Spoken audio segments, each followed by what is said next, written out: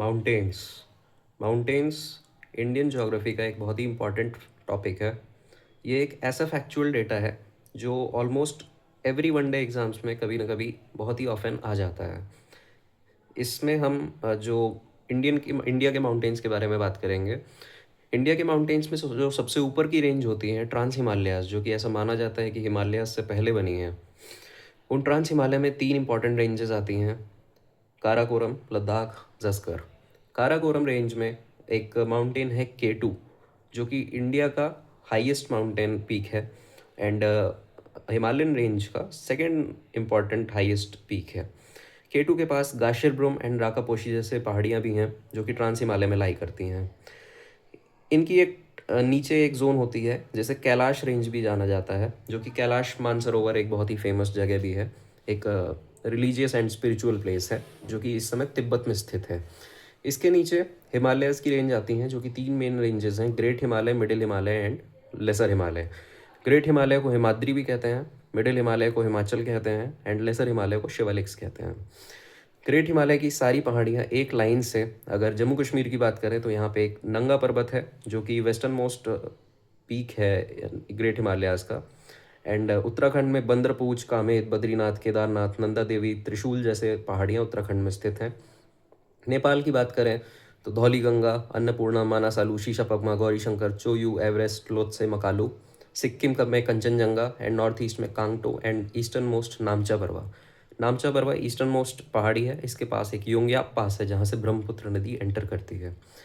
Middle Himalayas की बात करें तो वेस्ट में पीर पंजाल एंड धौलाधार रेंज, उत्तराखंड में नाग टिब्बा, मसूरी रेंज, कुमाऊं रेंज, नेपाल में Mahabharat range and north east में डाफला, मिरी, अबोर, मिशमी। ये सारी पहाड़ियाँ मिडिल हिमालयाज़ में आती हैं। अब अगर नॉर्थ ईस्ट की थोड़ी सी बात करें तो असम में मिकिर एंड रेंगमा हिल्स, मेघालय में गारो खासी जंतिया हिल्स, नागालैंड में सारामती, मणिपुर में माउंट ईसो जिसे टेम्पू भी कहते हैं, लाइमटोल रेंज, मिजोरम में ल्यूशाई हिल्स और ब्लू माउंटेन जिसे फांगपुई कहते हैं, त्रिपुरा में बेटलिंग सिम एंड नागालैंड एंड मणिपुर के बीच Barail range and Arunachal, Assam and Nagaland के बीच पटकाई बुम जैसी पहाड़ियाँ भी हैं। मेघालय पेनिनसुला का ही पार्ट है जो कि मालदा फॉल्ट से सेपरेट है, जिसे गारो राजमहल गैप भी कहते हैं। और कार्बी एंगलोंग प्लेट्यू भी मेघालय और असम के रीजन में पाया जाता है।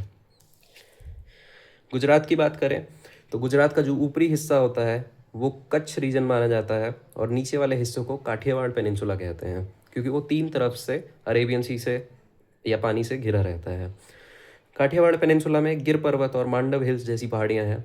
वहीं कर्नाटक में चार इंपॉर्टेंट पहाड़ियाँ, नॉर्थ में बाबा बुदन हिल्स, फिर मुल्यानगिरी, कुद्रेमुख, ब्रह्मगिरी जैसी पहाड़ियाँ हैं। कर्नाटक, केरल और तमिलनाडु के बीच में नीलगिरी हिल्स आती हैं। नीलगिरी हिल्स के लिए माना जाता है कि ईस्टर्न घाट एंड वेस्टर्न घाट यहीं पे आके मिलते हैं। इसके नीचे केरल एंड तमिलनाडु के बीच में अन्नमलाई, उसके नीचे अनाईमुडी, कार्डमन हिल्स जैसी पहाड़ियाँ भी होती हैं। तमिलनाडु की हाईएस्ट पीक दोदाबेट्टा एंड केरल की हाईएस्ट पीक अनाईमुडी भी सामने मैप में शामिल हैं। आंध्र प्रदेश में कुछ पहाड़ियाँ हैं जैसे पालकोंडा, वेलिकोंडा और ओयकोंडा, शेषाचलम और नल्लमला हिल्स, जो कि आंध्र प्रदेश तेलंगाना दोनों में लाई करती हैं। तमिलनाडु की कुछ पहाड़ियाँ जवाड़ी, जिंजी, शेवरॉय, पंचमलाई, सिरुमलाई, पालनी, वरुशांत, अगस्तमलाई शामिल हैं। झारखंड में पारसनाथ और राजमहल जैसी पहाड़ियाँ शामिल हैं। उड़ीसा में गरजात हिल्स, मलायगिरी, महेंद्रगिरी और देवड़ी मुंडा इसकी हाईएस्ट पीक है। छत्तीसगढ़ की बात करें तो गौरलाटा इसकी हाईएस्ट पीक है। साथ में रामगढ़ हिल्स, बैलाडीला और दंडकारण्य बस्तर प्लेट्यू भी इस रीजन में पाया जाता है। मध्य प्रदेश में दो मेन रेंजेस हैं, विंध्या और सतपुड़ा, जो कि पैरेलल रेंजेस हैं एक तरह से। इनके बीच में जो रिफ्ट वैली बनती है वहाँ से नर्मदा नदी बहती है। विंध्या रेंज में ईस्टर्न पार्ट की बात करें तो यहाँ कैमूर हिल्स पाई जाती हैं। और सतपुड़ा रेंज के ईस्टर्न मोस्ट एरिया की बात करें तो यहाँ अमरकंटक हिल्स है, जो कि एक रेडियल ड्रेनेज पैटर्न बनाता है जहाँ से सोन, जोहिला जैसी नदियाँ निकलती हैं। इसके पास मैकाल रेंज भी है और महादेव हिल्स है। धूपगढ़ यहाँ की हाईएस्ट पीक है। उसके बाद असीरगढ़ और राजपीपला जैसी पहाड़ियाँ मध्य प्रदेश में शामिल हैं। महाराष्ट्र की अगर बात करें तो महाराष्ट्र में गाविलगढ़, अजंता, सतमाला, कलसूबाई, हरिश्चंद्र, बालाघाट, महाबलेश्वर जैसी पहाड़ियाँ हैं, जिसमें कलसूबाई हाईएस्ट पीक है और महाबलेश्वर की पहाड़ी यहाँ से कृष्णा नदी का ओरिजिन होता है।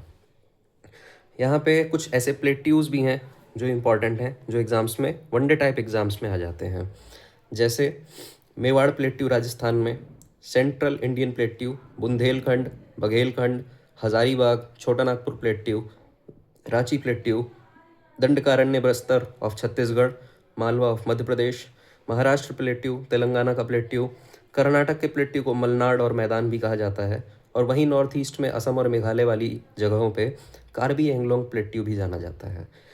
इसमें इस तरह के सवाल आ सकते हैं कि कौन सा प्लेट्यू किस रीजन में लाई करता है, किस स्टेट के आसपास करता है।